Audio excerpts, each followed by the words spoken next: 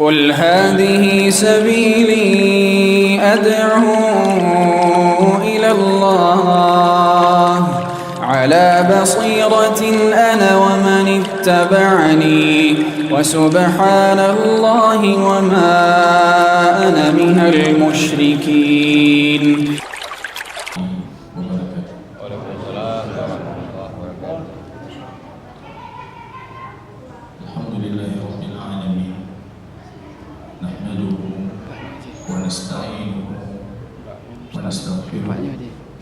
ونعوذ بالله من شرور أنفسنا وسيئات أعمالنا من يهده الله فلا مضل له ومن يضلل فلا هادي له أشهد أن لا إله إلا الله وحده لا شريك له وأشهد أن محمدا عبده ورسوله صفيه من خلقه وخليله محمد صلى الله عليه وسلم وعلى آله وصحبه الكرام. عباد الله، أوصيكم وإياي بتقوى الله فقد فاز المتقون، حيث يقول ربنا جل شأنه في محكم تنزيله: يا أيها الذين آمنوا اتقوا الله حق تقاته ولا تموتن إلا وأنتم مسلمون. Kaum muslimin dan muslimat sidang jamaah salat maghrib di Masjid Quba yang diberkahi oleh Allah Subhanahu wa ta'ala. Pujian dan syukur tiada hentinya senantiasa kita panjatkan kehadiran Allah. Tanpa Allah kita tidak tahu bagaimana kita salat, bagaimana kita berpuasa nantinya, bagaimana kita beribadah. Salawat dan salam kita doakan kepada Allah agar tercurahkan kepada baginda Rasul Muhammad sallallahu alaihi wasallam. Atas izin Allah, Bapak Ibu yang berbahagia, di malam maghrib yang penuh keberkahan ini kita diizinkan kembali untuk bertafaqquh fiddin, memperdalam kembali kajian keagamaan kita. Wa may yuridillahu bihi khairan yufaqqihhu fiddin. Siapa yang Allah inginkan kebaikan untuknya, maka Allah akan memberikan dia kesempatan bertafaqquh fiddin. Sebagian para ulama mengatakan ini ada mafhum mukhalafahnya, mafhum keterbalikan. Artinya yang Allah tidak inginkan kebaikan, maka Allah tidak berikan dia kesempatan bertafaqquh fiddin.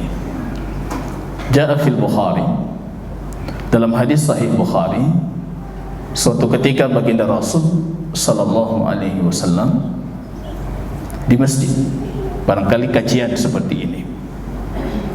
Tala alaihi thalathatu anfar rijal, muncul di sisi baginda Rasul 3 orang pemuda.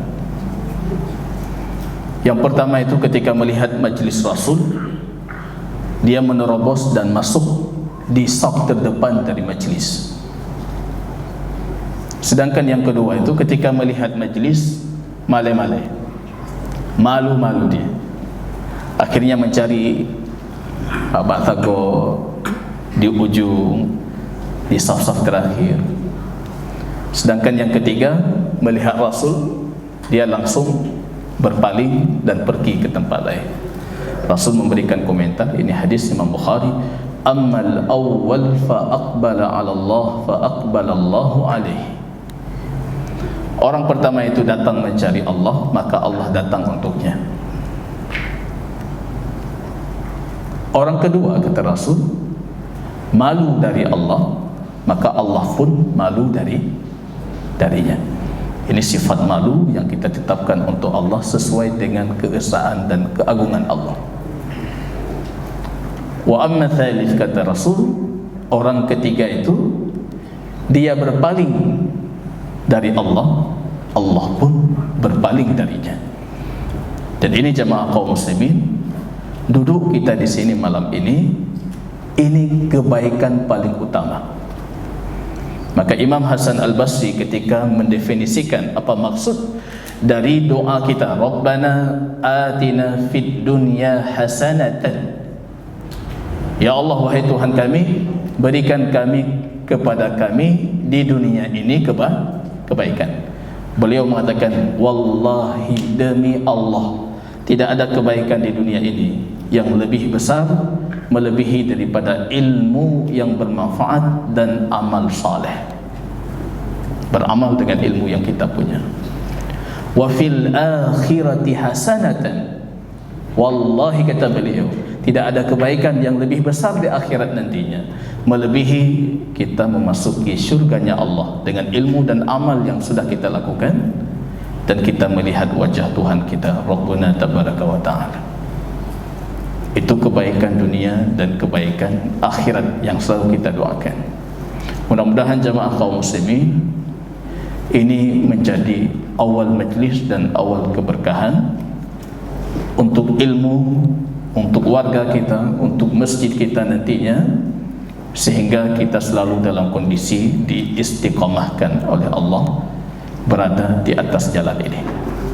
Ada yang berlari di jalan ini, ada yang berlari kencang. Para ulama sabiqun, generasi salafus saleh, yang lari sangat kencang di atas jalan petunjuk ini. Barangkali kita termasuk yang berjalan di atas jalan ini seperti kura-kura saja, bacut-bacut, fingetli, petepatli, wolo. Tidak penting kita berlari kencang atau jalannya pelan-pelan, tapi yang paling penting jemaah kaum muslimin, sampai hari ini kita masih di atas jalan. Karena banyak di luar sana yang justru sudah keluar dari jalan. Jemaah kaum muslimin rahimani wa rahimakumullah, ini awal kajian kita untuk kitab yang akan kita kaji nantinya. Dan kitab yang kita pilih ini adalah kitab yang direkomendasikan oleh banyak para ulama kaum muslimin.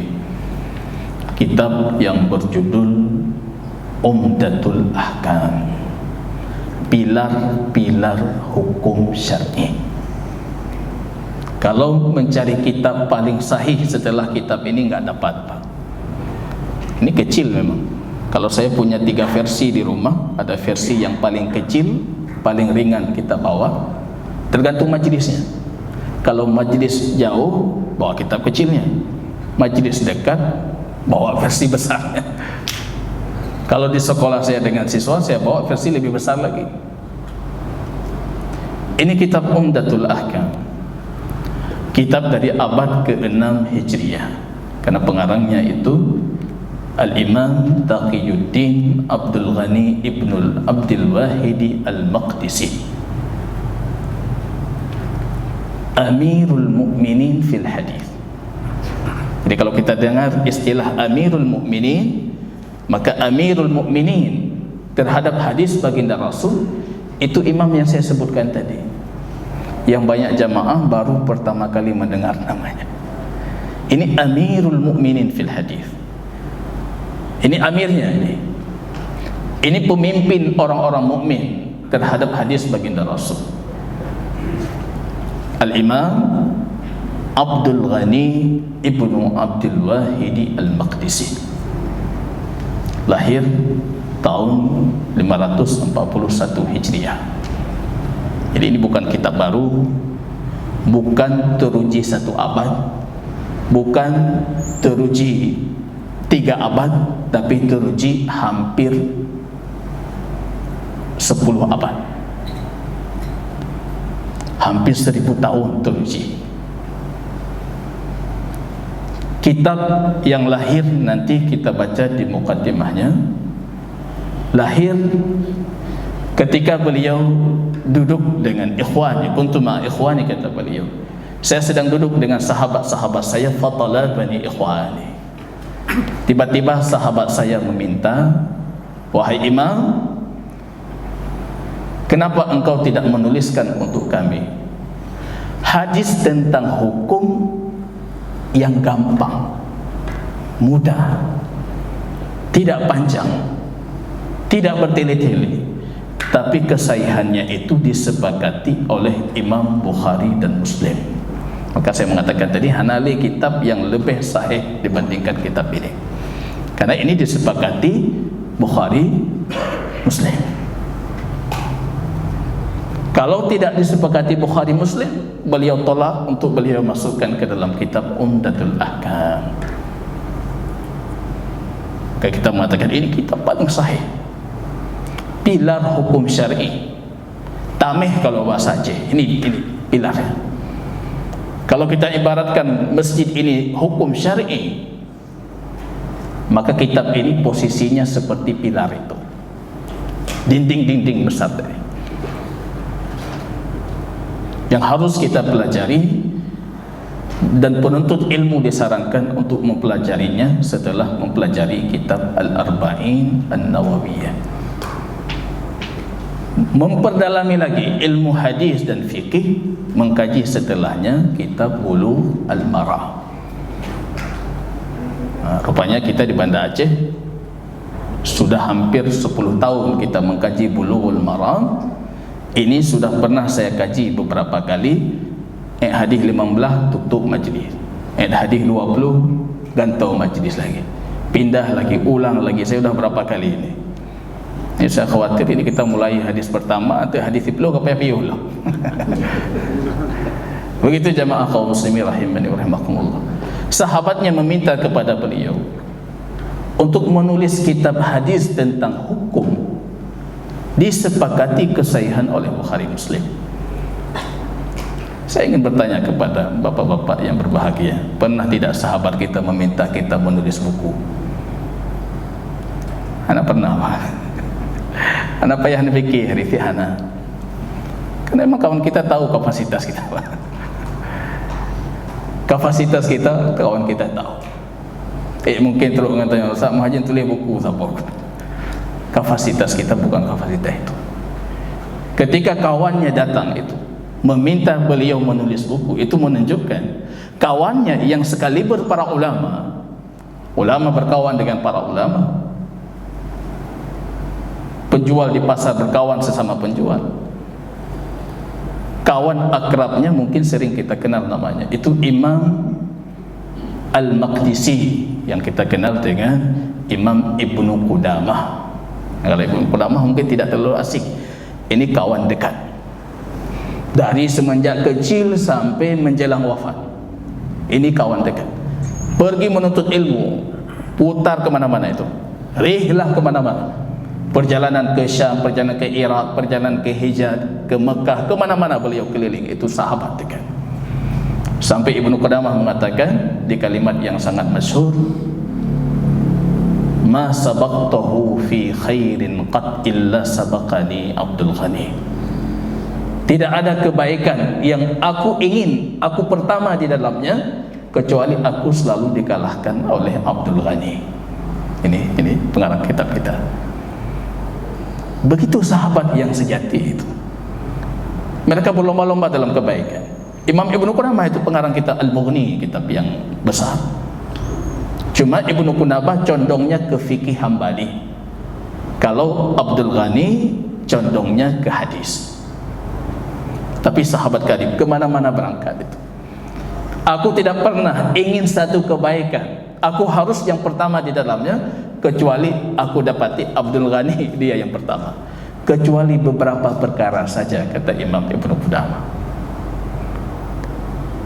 Kalau pembahasan akidah, ini orang yang sangat gigih dan gentar dalam mendakwahkan akidah yang sahih. Maka perjalanannya itu perjalanan penuh dengan duka juga. Di penjara, disiksa, didiskriminasi, macam-macam terjadi kepada Imam Abdul Ghani Ibnu Abdul Wahid Al-Maqdisi. Begitu Da'rus Salihin. Dulu para ulama kita punya tradisi seperti itu. Kalau Sahih Al-Bukhari yang merupakan rujukan dari kitab ini, beliau mengarangnya karena permintaan dari gurunya.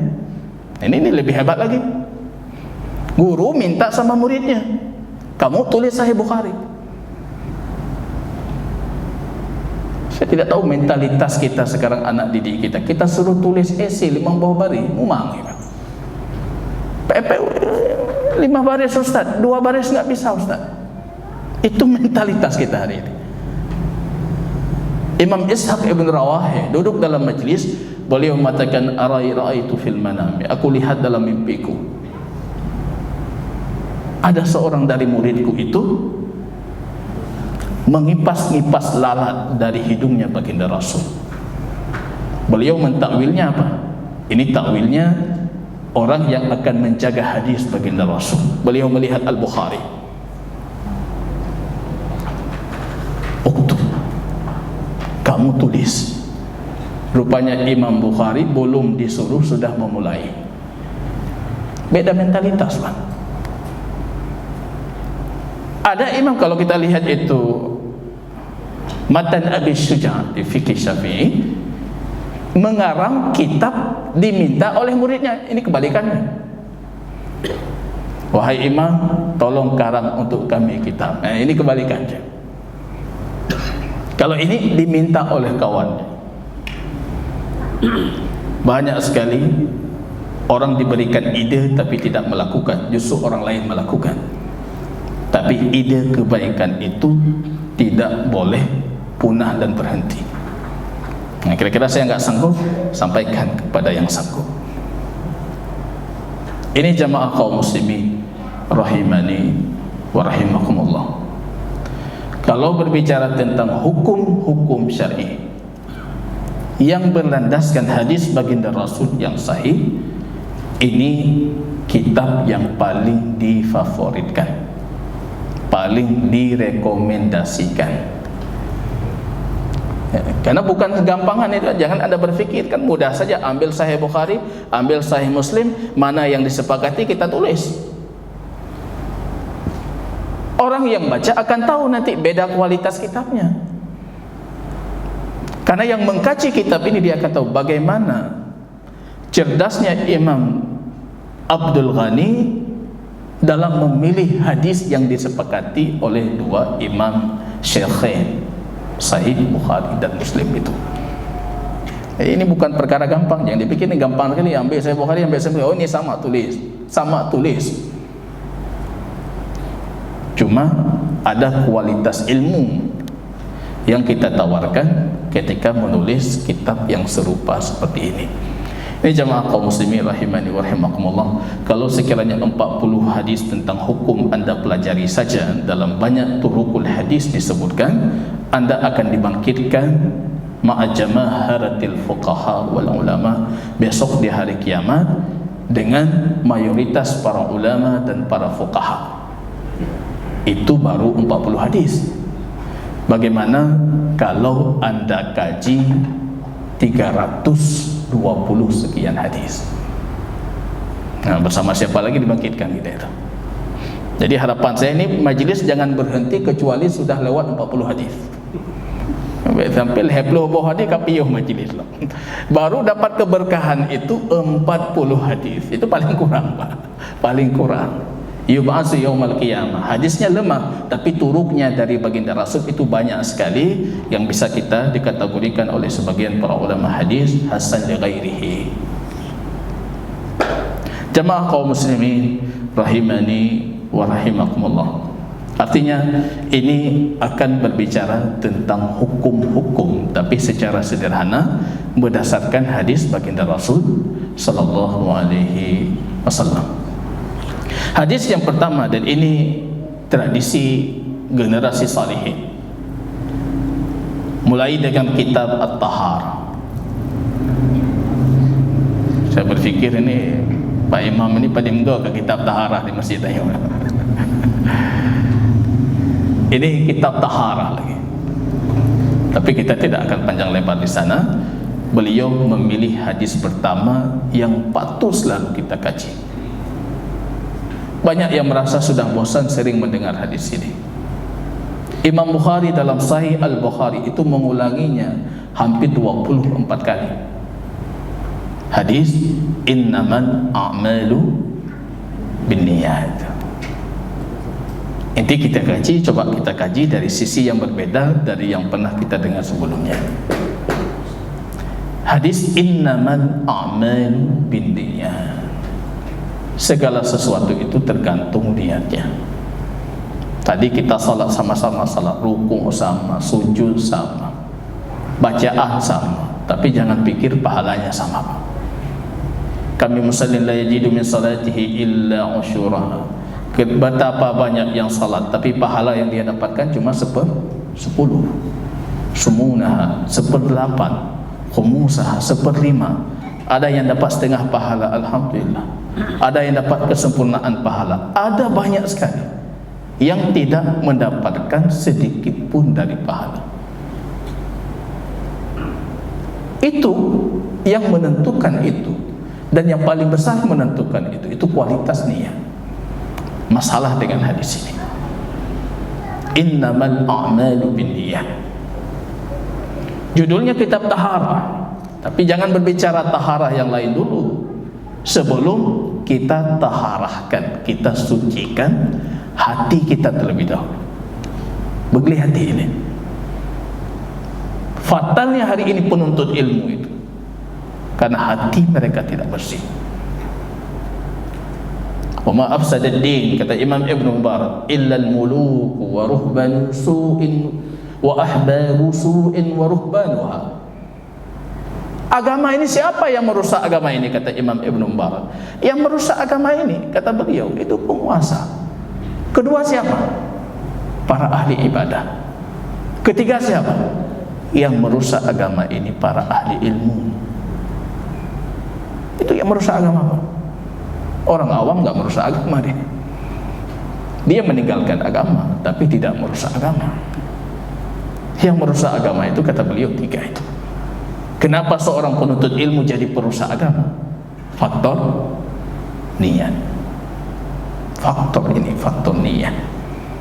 Maka kata Imam Abdurrahman Ibn Mahdi, ini Abdurrahman Ibn Mahdi gurunya dari Imam Ahmad Ibn Hanbal, kawannya dari Imam Asy-Syafi'i rahimahullah, kawan karibnya Imam Asy-Syafi'i, gurunya Imam Ahmad Ibn Hanbal. Beliau penyebab Imam Asy-Syafi'i menulis kitab pertamanya dalam ilmu usul fikih yang berjudul Ar-Risalah. Ini itu lain lagi ceritanya. Beliau kirim surat ke Imam Syafi'i, wahai Imam, saya lihat anda itu punya kompetensi, punya kemampuan, punya kapasitas menulis tentang Quran dan hadis dan bagaimana cara menggali hukum dari Quran dan hadis itu. Itu surat. Surat itu dibalas dengan surat.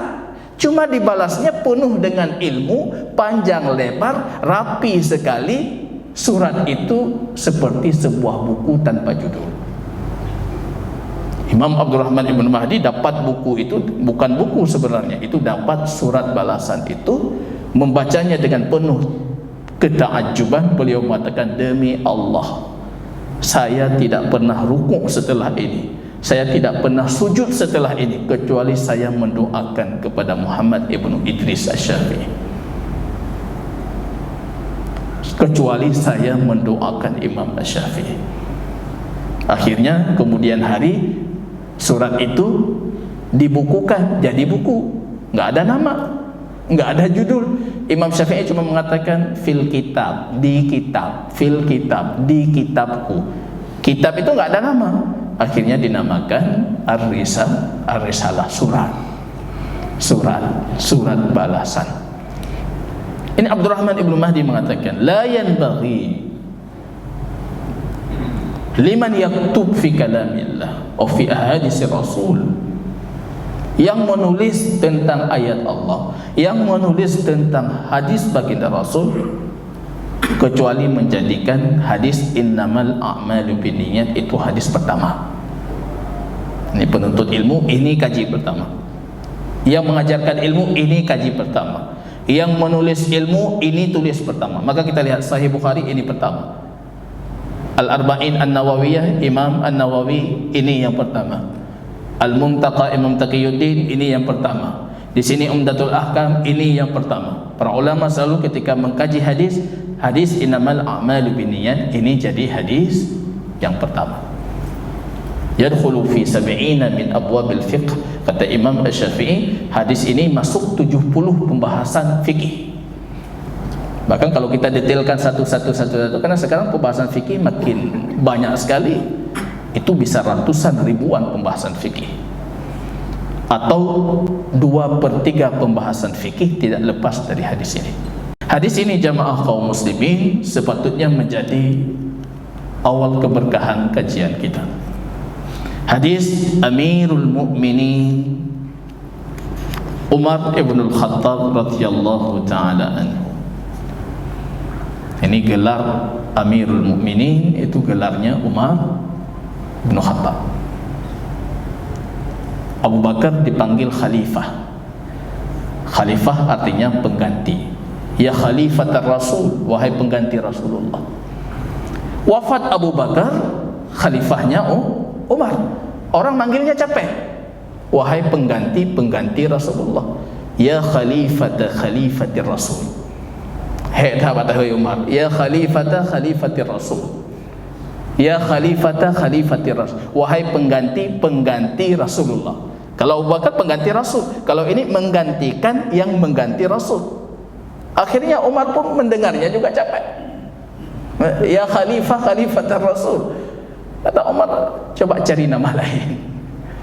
Akhirnya disebutkan dalam riwayat Abu Darda ataupun Abu Talha ataupun lainnya menyarankan, anta amiruna wa nahnu al-mu'minun fa anta amirul mu'minin.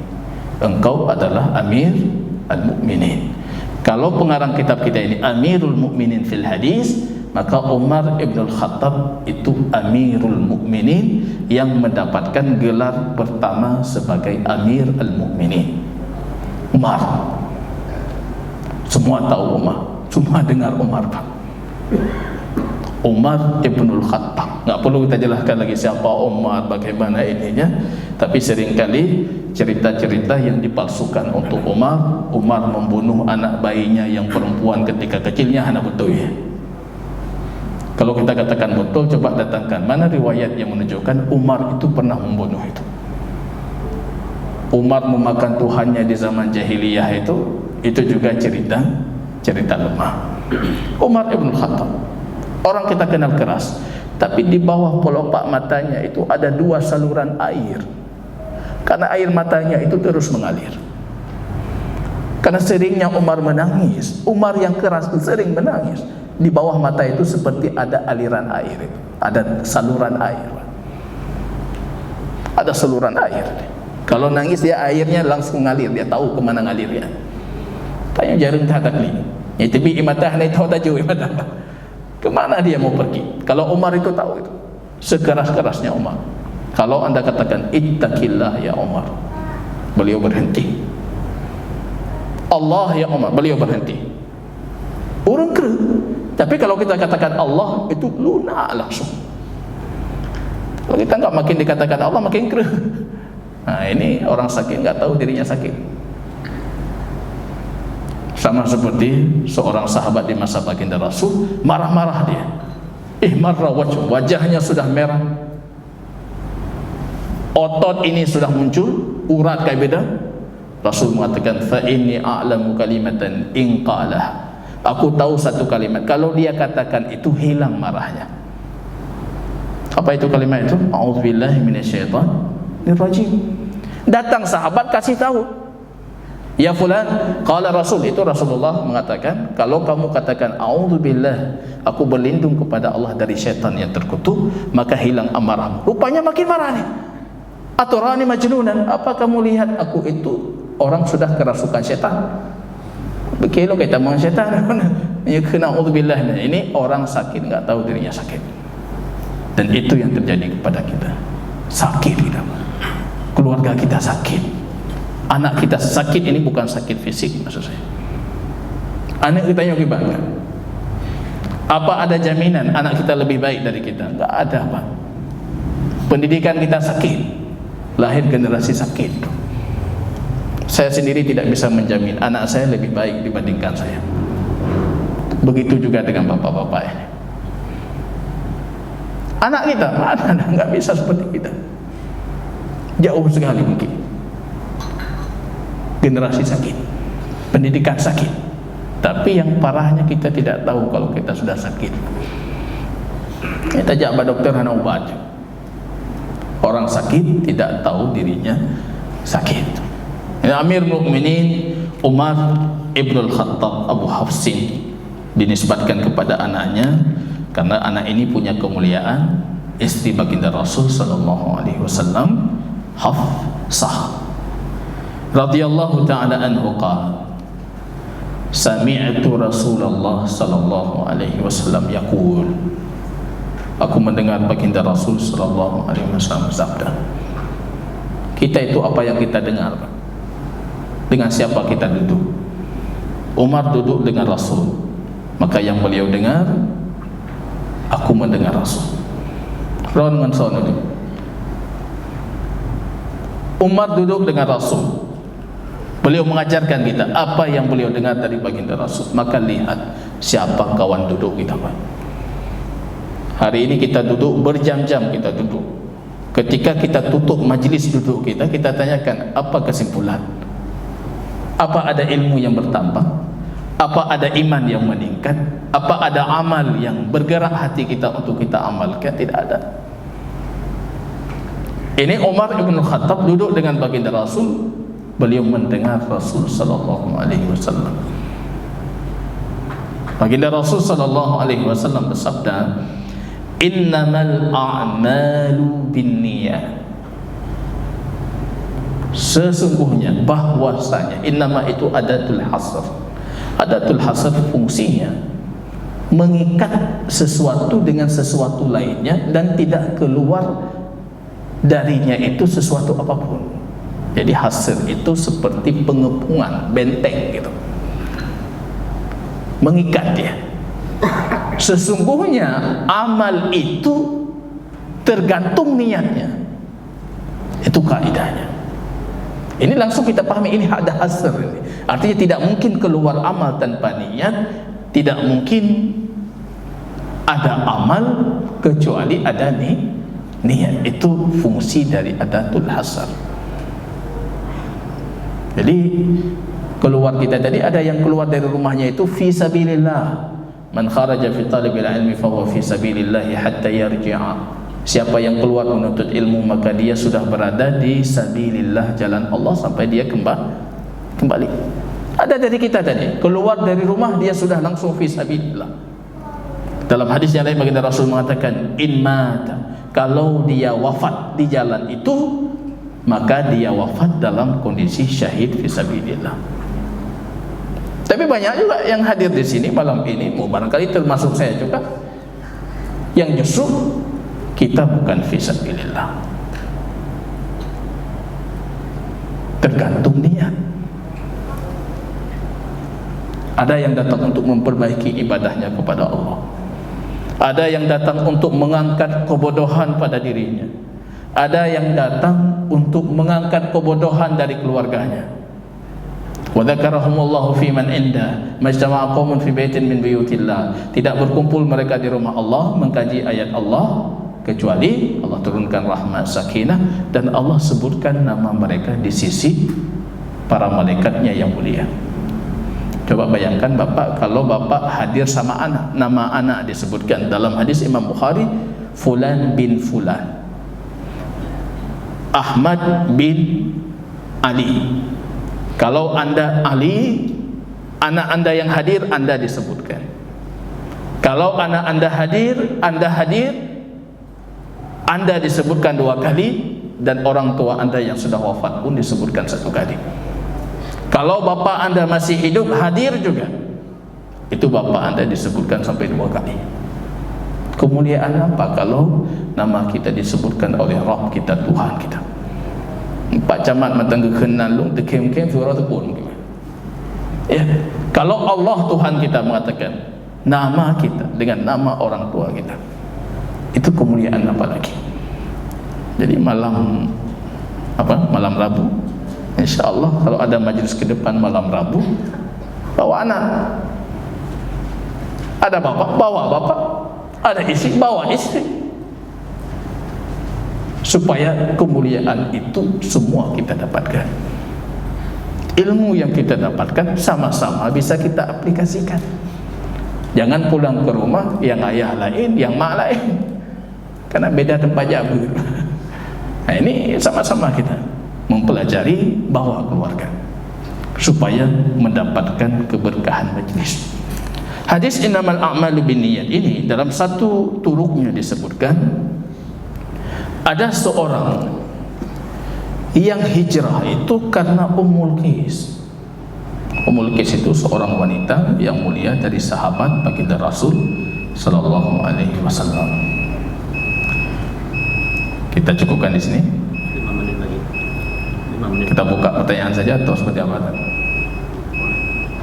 Boleh ada 5 menit. Kalau ada yang patut kita pertanyakan, kita persilahkan. Yang jelas belum kita kaji ini. Nah, dia tanya unjuk kiban hadis long. Golong tabut baru mukaddimah. Ya.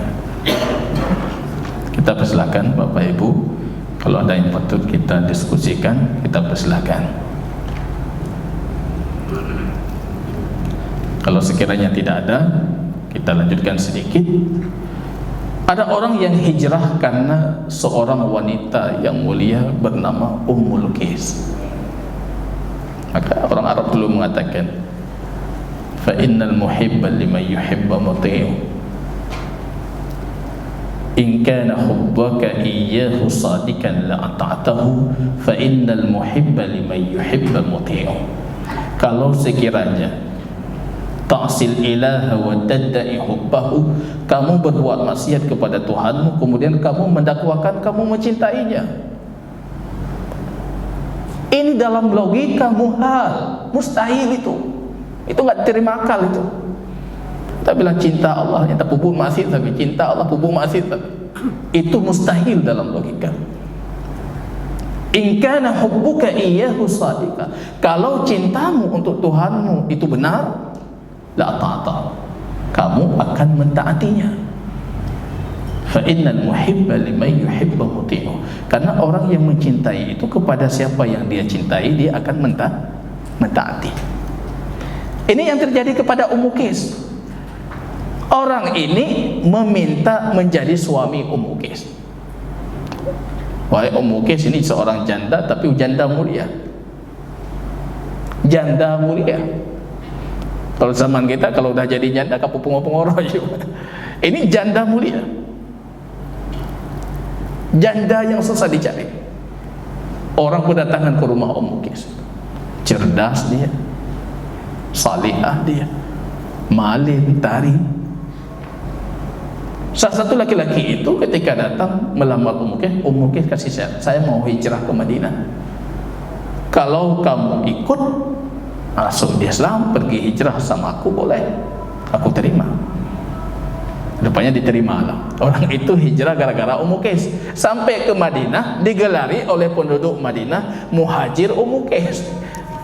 Kenlong Muhajir Ummu Qais. Ini Muhajir Ummu Qais. Si muhajir yang hijrah gara-gara Ummu Qais. Akhirnya Rasul menuturkan hadis ini. Tapi itu pun sabab urut hadis itu masih diperselisihkan kesahihannya. Hingga Rasul mengatakan innamal a'malu binniyat.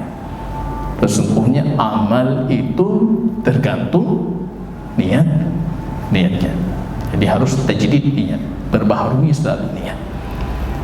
Apalagi majelis ilmu. Majelis ilmu itu bukan satu niat. Ini bukan satu niat, Pak. Beda dengan salat. Kalau salat Anda lakukannya bukan karena Allah, selesai. Artinya enggak diterima itu.